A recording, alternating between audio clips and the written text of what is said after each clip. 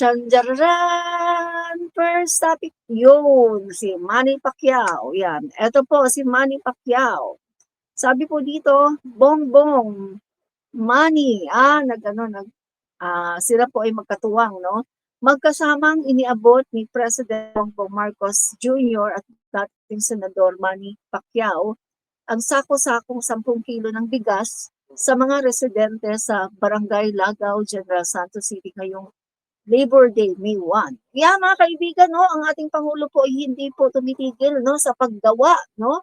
Talagang all over the Philippines, makikita niyo po ang ating Pangulo na nagtatrabaho at inaabot ang tulong sa ating mga kababayan. Bagamat ganyan ang ginagawa ng Pangulo natin, ay meron pong mga grupo ng tao, ng mga bulag at mga bobo na hindi po nakakaintindi, no, ng mga ginagawa ng Pangulo. Ito po ay para sa ating mga kababayan, para po tayo ay hindi po mahirapan, no, yung mga kababayan natin na kapos, no, tinutulungan po talaga ng ating Pangulo. Inaabot po ang tulong at pumupunta talaga siya doon at tinitingnan niya, kailangan talagang maparating sa kanila ang tulong. Yan po kagandahan sa ating Pangulo dahil hindi po siya umaasa lang sa kanyang mga sekretarya, sa kanyang mga bataan, hindi po siya umaasa, hindi po siya yung Pangulo na nasa Malacanang lang, no? Kundi siya po ay roaming around the country at siya po ay talagang personal na namimigay ng tulong. Yan po ang ating Pangulong BBM, no? Yan. So mga kababayan, maraming pong salamat sa Pangulo natin at syempre kay Manny Pacquiao na full support po sa ating Pangulo kahit sila ay naging magkalaban noong eleksyon. Ganyan naman talaga ang dapat, di ba? Yan. So, anong komento nyo guys, no, sa ating pong first topic? Please comment down your answer, no? Ang talagang may bayad yan ay yung mga pilit pa rin na nagtatanggol na kahit sa kabila ng napakatibay na mga ebidensya ng grounds, ay pilit pa rin nilang sinasabi na walang kasalanan. Larry Gadon, Presidential Advisor on Poverty Alleviation, May 1. No? May 1 po niya yan statement. So tama po yung sinasabi ni Larry Gadon, no? Kasi kapag alam mo na mali at maraming mga lumabas na mga grounds, no? Para masabi na talagang may probable cause. Kahit nakita mo na nagabundok ng ebidensya, pero sige ka pa rin tanggol lang tanggol, isa lang po ibig sabihin yan. Kasi bayad ka. Kasi hindi ka naman babayaran sa pagtatanggol mo ng, halimbawa, totoo, yung kabutihan. Usually, mga ganyan, hindi ka naman talaga babayaran Ang mga nagbabayad, yung mga gustong ipagtanggol ang kanilang sarili kahit meron silang mga ginawang mali. Yun, no? So, between bayaran ka dahil ikaw ay nag-flex ng kabutihan, nagsasabi ng katotohanan, or bayaran ka dahil ikaw ay mag-fake news or gagawa ka ng mga balita na alam mong hindi totoo, o nasan doon ang mas maayos at mas maganda, di ba? O mas maganda nang bayaran ka sa pagsasabi ng totoo kaysa bayaran ka sa pagtatanggol ng kasinungalingan. O, di ba? O. Eh guys, sa panahon ngayon, sa mundo ngayon, wala namang libre, no? So, dapat lang talaga lahat bayaran, no? So, kung pipiliin mo na maging bayaran, ay dito ka na, bayaran ka dahil sa pagsasabi ng totoo. Hindi dahil sa pagtatanggol sa mga iwali at mga corrupt, no, na mga opisyales na katulad ni Sara Duterte, no? Yun mga kaibigan. So tama po dito si Attorney Larry Gadon, no, na talagang may bayad dyan yung mga pilit pa rin na nagtatanggol dito sa mga Duterte kahit nakita na nga na napakaraming ebidensya na si VP Sara Duterte ay talagang nagkasala, no? Pero patuloy pa rin nilang pinagtatanggol kasi nga sila ay bayad, no? Bayad. Pera lang ang usapan dyan. Kasi bakit mo naman ipagtatanggol? Alam mo naman na mali yung ginagawa niya. Nagtatanggol ka dahil alam mo na eto may bayad ka. Diba? Kaya kahit na mali, tuloy ka pa rin sa pagtatanggol. So, yun lang yun. God bless you, Sir PBBM. Ingat ka palagi, mahal naming presidente. Expedita Jacama 6009. Yes nga po, no? Balita ko may itong si Lustay ay nagbabalak daw na manggulo, no? Yung kanyang Sara Army. Kasi si Lustay daw ay nagbe-breakdown itong mga araw na to. Dahil sa nangyari sa kanya, di ba? Ayaw niya kasi pumunta eh. Ayaw niya pumunta sa house, di ba? Pwede naman yung pagtanggol ng sarili niya, pero ayaw na pumunta. O di kasalanan na niya yun, di ba? Yan, like and subscribe, Leonida Victor. Salamat po, no? Yan. So, anong masasabi niyo guys sa ating pangalawang topic? Please comment down your answer. Salamat po, no? So, dito na po tayo sa ating pangatlong topic, mga kaibigan, no? Ito, ang pangatlo nating topic na po si Mark Lopez, Attorney Mark Lopez. Yan. Okay, ang sabi niya, update.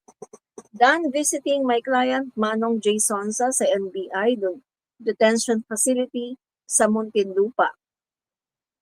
Maayos ang kanyang kalagayan at patuloy naming tututukan ang lahat ng legal na hakbang para maprotektahan ang kanyang mga karapatan. Laban tayo, Manong J. Sa gitna ng pagsubok, mananatili tayong matatag para sa hustisya, para sa due process at para sa katotohanan. Ayan yung mga lumalaban para sa kamalian. Yan, di ba? Bakit ba nakulong itong si Jason Sa? Hindi po siya nakulong dahil sa paggawa ng kabutihan. Hindi po siya nakulong dahil po sa paglaban sa kasamaan. Nakulong po si Jason Sa dahil po sa pagkakalat ng fake news at pagkakalat ng maling balita at nakakasirang balita sa ating Pangulo. Kaya po siya nakulong. So anong ipaglalaban nyo dyan? Diba? Anong paglalaban nyo dyan? No, Attorney Tolentino, no? Mark Tolentino. Anong ipaglalaban nyo dyan? Lopez ba nasabi ko kanina? Attorney Mark Tolentino po Lopez yata yung nasabi ko eh. Mark Tolentino po. So, anong paglalaban nyo? Paglalaban nyo na si Jason Sa ay hindi makulong kahit na alam nyo na mali ang ipinakalat, di ba? Medical records ng Pangulo natin, mali ang ipinakalat. Oh. May pinakalat pa silang tsugi ng Pangulo eh. Tsugi na daw. Oh. Tapos ganun-ganun lang, ay dapat talaga sa kanila magkaroon sila ng leksyon. Kasi yung ginagawa nila, wala na lumampas na sila. Sa totoo lang, no, dapat nga, last year pa yan dapat nakakulong eh. Dapat last year pa yan eh. Sa sobrang dami ng mga pinalabas ng mga yan, ng mga fake news, hindi man lang sila hinuli, hindi man lang sila nakulong. Kung tutuusin eh, late na nga yung pagpapakulong sa kanila. Dapat last year pa sila pinakulong, di ba? Pero binibigyan sila ng lahat ng mga sinasabing freedom of expression. Pero hindi na freedom of expression yun. Tapos meron pang involved dito na medical records from St. Luke's. Aba, iba na yan. Lalong-lalo na medical records yan. Meron nga tayong sinasabi na secrecy, no? Hindi pwedeng, kumbaga, data privacy din yan, no? Ng St. Luke's, bakit mo ilalabas kung sakaling totoo man yan or hindi? Bakit ka maglalabas ng medical records nila nang wala silang pahintulot, di ba? So yan ay maling-mali, no? Na ayon sa batas, maling-mali yan. Plus, yung content pa ay mali. Biruin mo si PBBM ay malubang-malubang ang sakit. Grabe na, di ba? Kaya dapat lang talaga na yan talaga si Jason Sa. Dapat nga lahat sila no? Makulong talaga yan para mabigyan sila ng karampatang parusa, no? Madam, konti na lang po mga DDS po kasi ang mga bobo na nabudol noon ay nagising na po. Kaya mga demonyo na lang po ang naiiwan sa Davao at Cebu. Mga hindi nagsisimba. Kaya kaya maririnig salita ng Diyos. Ay tama po kayo 'no, konti na lang talaga sila 'no? Marami po talaga ay, lumipat na 'no, nag-BBM na po at yung iba naman ay nasa kakamping. Dapat lang ikulong 'yan si Sonsa na 'yan, mga pangulo lang, mga panggulo sa bansa yang kupal na 'yan. Ay naku, tama ka talaga. Pero nakakapanghinayang yung kanyang career 'no, nung siya po ay nasa GMA pa, nakakapanghinayang kasi ano 'yan, eh, sikat dati 'yan 'di ba? Meron silang programa ni Mel Tiangco, Mel and Jay 'no? Natatandaan ko dati, hindi po ako nag-i-skip na manood ng Mel and Jay. Nanonood po talaga ako no'n, hindi po ako nag-i-skip kasi ang ganda po ng kanilang combination 'no? Talagang yung kanilang ano, yung kanilang partnership ay ang ganda 'no? Nasira lang po 'no, nasira yung kanyang, career, yung kanyang naiwang legacy. Dahil sa kanyang ginawa na siya ay, naging fake news peddler. Sabi ko nga sa inyo, once na na-associate ka sa mga Duterte, mawawala talaga yung ano, prinsipyo sa buhay, yung mga good values mo mawawala at siyempre masisira ang iyong legacy kapag ikaw ay na-associate sa mga Duterte. So ganyan po ang nangyari 'no, kay Jay Sonsa. So ngayon po, wala na siyang magandang legacy at wala na rin siyang magandang imahe 'no, dahil, kapag sinabi mong Jason sa alam mo na, fake news peddler 'no, at binabayaran pa ng 1 million na para lang mag-fake news, o 'di ba? Grabe 'no, yung mga balita ay talagang may tenga 'yan 'no, may pakpak ang balita 'no, at talagang may tenga talaga 'yan mga kaibigan 'no, na naririnig mo talaga 'yan at, kumakalat 'yan. So, kumbaga open secret na 'yan, eh, yung pagiging involved nila sa mga illegal na gawain. Kaya nga marami po taga Davao City na ayaw na talaga sa mga Duterte. Pero siyempre meron pa rin ang mga bugok na mga tanga 'no, na nagho-hold on pa rin sa mga Duterte. So hindi na natin sila kayang pigilan kasi talagang deserve nila 'yun. Deserve nilang lokohin, deserve nila na paglaruan lang ng mga Duterte kasi nga sila ay mga bugok at mga tanga 'no, 'yun po 'yan. Yan, so ang ating pong susunod 'no, na topic ay eto, Billionaire News Channel. Former Senate President Franklin Drilon said bank records of Vice President Sara Duterte may be disclosed in impeachment proceedings, citing that the bank secrecy law allows exceptions in such cases despite confidentiality provisions under the Anti-Money Laundering Act. Drilon explained that treating bank records as absolutely confidential even during impeachment would defeat the process and prevent accountability. So guys, yan din yung madalas nating sinasabi no, na pagdating po kasi sa impeachment trial, exempted po yan guys. Hindi po pwedeng i-apply diyan yung sinasabing bank secrecy law. No, pagdating po sa impeachment, exempted po yan. Kaya puwedeng-pwede po talaga na buksan 'no, yung kanyang mga bank accounts 'no, kung ano man yung mga dokumento, puwedeng-pwede po 'yan. Dahil impeachment po 'yan 'no. 'Yan po ay proseso, legal, political process na ginagawa po 'yan to safeguard 'no, the money from those, corrupt politicians 'no, na katulad po ni Vice President Sara Duterte. So dito po, mas iniingatan po dito or mas pinapaboran po dito yung interes ng taong bayan. Na makita po natin yung accountability nitong si, Sara Duterte para makasagot po siya 'no, at para ma-expose kung ano ba talaga ang meron diyan sa kanyang mga bank accounts, pati doon sa mga records 'no, na mga transactions 'no. So pwede po itong i-expose dahil exempted po 'no, yung impeachment sa batas na 'yan, yung bank secrecy law na 'yan. Kaya puwedeng-pwede po 'yan na i-expose 'no. Kaya ito pong ginawa ni Mans Carpio na pagpunta po 'no sa, korte para magdemanda 'no dito sa AMLAC, Bangko Sentral ng Pilipinas, at saka yung ibang mga pangunahin na mga judges or mga tao no na humahawak or nag-handle ng Committee on Justice katulad na lang nina Luistro, nina De Lima, nina Jokno, no? So mga kaibigan, idinimanda po yung mga yan no? Dinimanda po sila ni Carpio, Mans Carpio at saka ni Sara or ni Mans Carpio. Dinimanda po sila dahil nga po inistorbo sila, in-expose yung kanilang mga katiwalian, no, in-expose yung kanilang 6.7 billion. So, kine-question po nila ito, no, yung legality ng ginawa ng Committee on Justice, House Committee on Justice. Pero, katulad nga po ng sinabi ko kanina, mauuwi lang po yan sa pagbabasura dahil yung ginawa po ng House Committee on Justice ay hindi po labag sa batas. Ito po ay naaayon sa batas, no?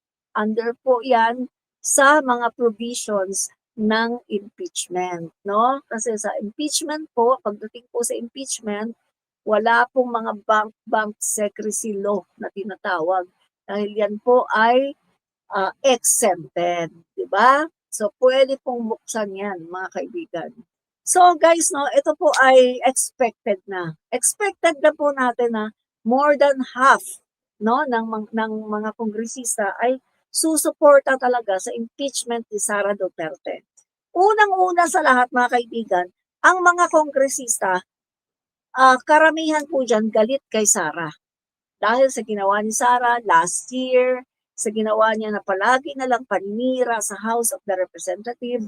Pangalawa, mga kaibigan, kitang-kita naman ng mga kongresista ang mga ebidensya na nagsusumigaw, gabundok na mga ebidensya, malinaw na si Vice President Sara Duterte ay nagkasala. Kaya, mga kaibigan, makakasigurado po tayo dito na majority ng mga kongresista ay talagang boboto ng yes to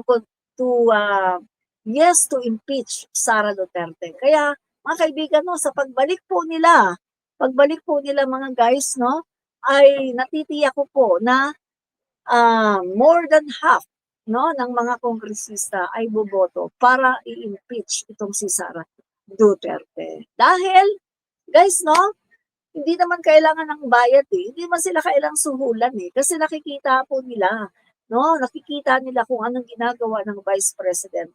At marami po dyan ay galit na talaga kay Sara Duterte dahil kita nila na wala naman pong tinatrabaho kundi ang pamamasyal sa ibang bansa, paninira sa gobyerno, sa Pangulo, paninira kay Speaker Martin Romualdez, paninira sa Congress.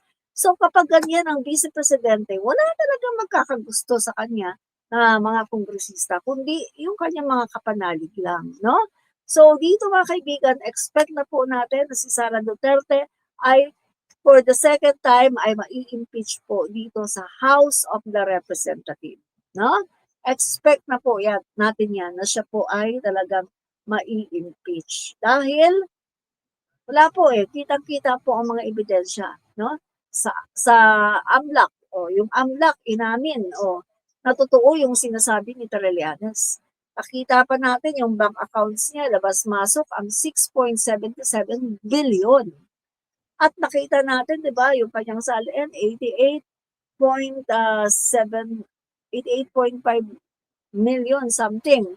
Pero, ang diniklara niya, yan ang diniklara niya, 88 million something Pero kita niyo naman mga kaibigan, labas-masok ang 6.7 billion. At ang sabi niya doon sa kanyang SALN, wala daw siyang cash on hand, wala daw siyang cash in bank.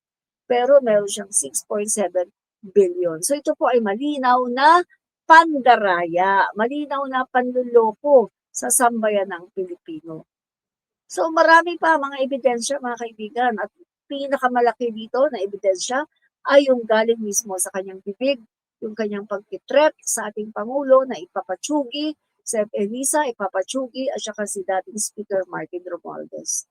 So kapag ganito na po, no? Pag ganito na po ang usapan, malinaw na po yan, walang kongresista na bugok, no? Na bugok na walang kongresista na matalino ang yung bang boboto pa rin ng no to impeach. Kaya kung meron man, no, kung meron man diyan na boboto ng no to impeach Sara Duterte, yan na lang ay ang kanyang talagang mga kaalyado at yung kanyang mga loyal sa kanya, no, mga DDS. Pero kung sasabihin mo, mga kaibigan, na matino ang utak na kongresista, hinding-hindi yan boboto ng no to impeach Sara Duterte dahil nakikita nila na si Sara Duterte ay talagang may kasalanan, maraming ebidensya ng katiwalian, di ba? Yan.